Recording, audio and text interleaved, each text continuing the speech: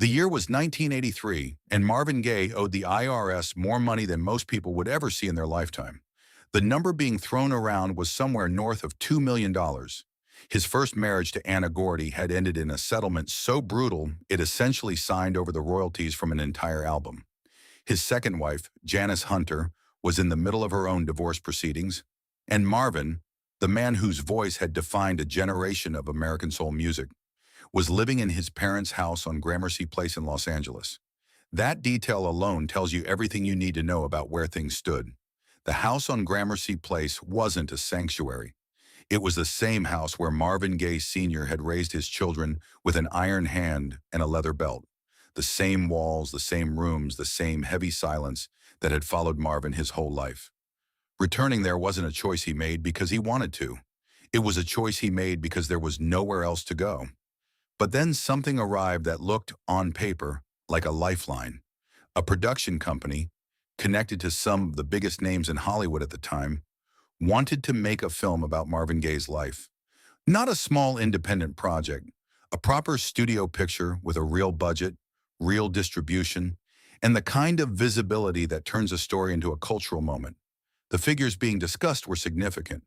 For a man being chased by the government for unpaid taxes, this was the kind of money that could genuinely change his immediate situation. The meeting happened in Los Angeles.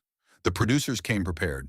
They had ideas about how the story should unfold, which moments to highlight, which parts of Marvin's life would translate most powerfully to screen. They had a treatment, they had enthusiasm, and they had a check waiting. There was one condition, and it wasn't a small one. The creative control would belong to them. They would write the screenplay. They would decide how Marvin Gaye the man would be portrayed on screen. They would shape the narrative arc, choose the emotional beats, determine what got shown and what got quietly left out. Marvin's role in all of this would be as subject, not as author. To anyone watching from the outside, this seemed like a reasonable trade. You're broke.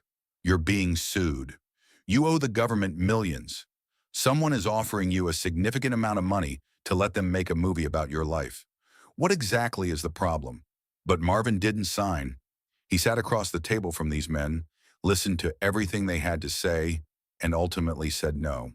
He didn't make a scene about it. He didn't lecture them or issue some grand statement about artistic integrity. He just quietly, firmly declined and walked out of the meeting. People around him thought he had lost his mind.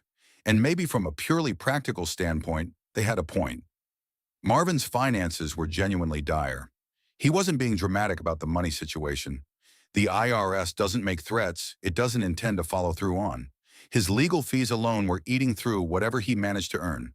The decision to turn down a Hollywood deal at that particular moment in his life required either extraordinary confidence or extraordinary stubbornness. With Marvin, it was probably both. The thing you have to understand about Marvin Gaye in 1983 is that despite everything, the debt, the lawsuits, the self-imposed exile in Belgium that had preceded his return to the States, the very public personal chaos, he never stopped believing in the specific and particular value of what he did. Not what the music industry said he was worth. Not what a producer thought his story could earn at the box office. He understood something about his own voice and his own catalog that the men across that table simply did not. He understood that his life had already been told. Not by a screenwriter, not by a studio, by the music itself. Listen to What's Going On from beginning to end. The album is a conversation. A man coming home from war, looking around at his country, and asking how things got so broken. It's political and personal at the same time in a way that no screenplay could fully replicate.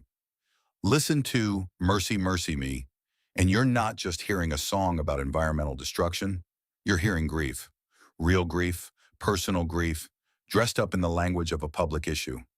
Marvin had been doing this his entire career, telling his own story through his music for decades, and the idea that someone else would now sit down, read some research notes, and write a version of that story they thought would play well in theaters, that, to Marvin, was the part that didn't make sense.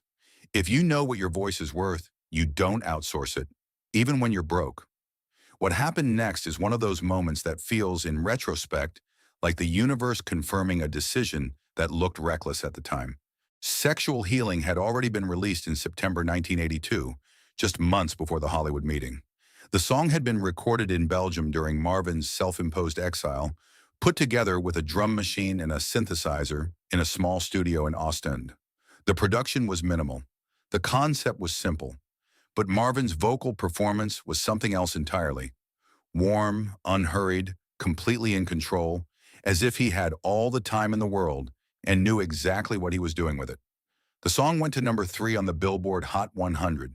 It became his biggest commercial hit in years. Radio stations played it around the clock, and a new generation of listeners discovered Marvin's voice for the first time. A man who had been written off, dismissed, declared finished, had just walked back into the room and reminded everyone why he mattered. And then came the Grammys. February 1983. Marvin walked into the Shrine Auditorium in Los Angeles and won Best Male R&B Vocal Performance. It was his first Grammy. He was 43 years old, and it was the first time the Recording Academy had formally acknowledged what millions of listeners had understood for 2 decades. The man could sing, not in the way that gets called technically proficient in music reviews, in the way that makes you stop whatever you're doing when a song comes on and just listen. There's a photograph from that night. Marvin is holding the Grammy, and the expression on his face is not what you'd expect. It's not the wide grin of someone who needed this validation. It's quieter than that. It's the look of someone who already knew and is mildly amused that it took everyone else this long to catch up. That expression is the whole story. When the Hollywood producers offered Marvin a deal to let them tell his story, they were operating on the assumption that Marvin's story needed a platform, that without a film, without their resources and their distribution and their narrative choices, something essential about who he was would go unrecorded. What they underestimated was the platform he already had. Every time Mercy Mercy Me plays on the radio, that's Marvin telling his story. Every time a 22-year-old discovers inner city blues and has to stop and sit with it for a minute because something in those lyrics hits differently than expected, that's Marvin. Every time Sexual Healing comes on and an entire room subtly shifts its energy, that's a man who understood something profound about human beings and put it directly into sound. No screenplay was going to improve on that. There's a version of this story where Marvin takes the money, where he signs the deal, cashes the check, and lets Hollywood do its thing. In that version, a film gets made. It probably does decent box office. It probably gets some reviews that call it a compelling portrait of a complicated artist. And then it fades, the way most biographical films eventually fade, into something people vaguely remember having seen once. Marvin's music, in that version, still exists, but the narrative around it changes, because now there's an official version, a produced, packaged, studio-approved account of who Marvin Gaye was. And once that exists, everything else gets filtered through it. By saying no, Marvin made sure that never happened. He kept the space open between himself and any single, definitive interpretation of his life. He stayed in control of the story the only way he truly knew how, by continuing to make music that told it more honestly than any script ever could. After the Grammy win, Marvin began talking about new directions, new sounds, new ideas, new ways of pushing what soul music could say. The financial pressure was still real. The IRS wasn't going anywhere, and the legal complications from both marriages were still grinding through the courts. But Marvin was making plans.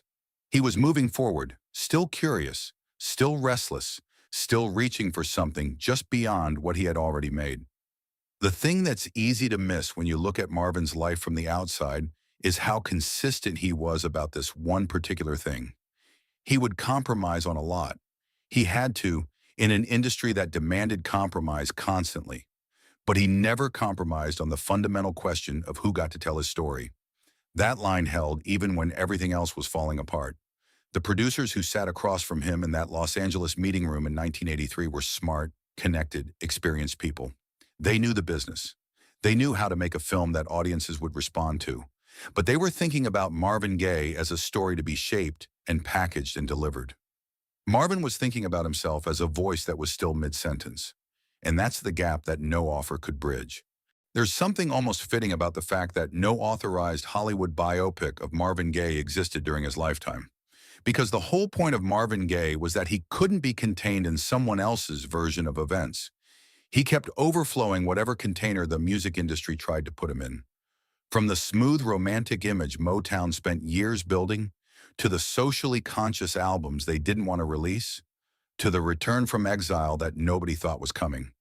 Every time someone thought they had figured out what Marvin Gaye was, he became something else.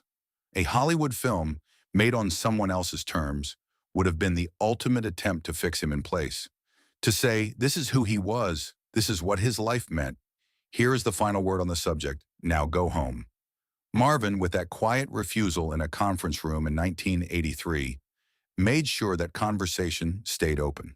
The film was never made, the deal was never signed, and the catalog kept speaking for itself, the way it had always spoken, in a language that didn't need anyone else's translation. Some artists spend their whole careers trying to earn that kind of autonomy. Marvin had it so deep in his bones that he would rather turn down a financial lifeline than hand it over. Not because he didn't need the money, he did, but because some things cost more than the price being offered. That's not stubbornness. That's knowing exactly what you are and refusing to let anyone else put a frame around it. Have you ever had to walk away from something that looked like exactly what you needed just to protect something more important? Tell us in the comments.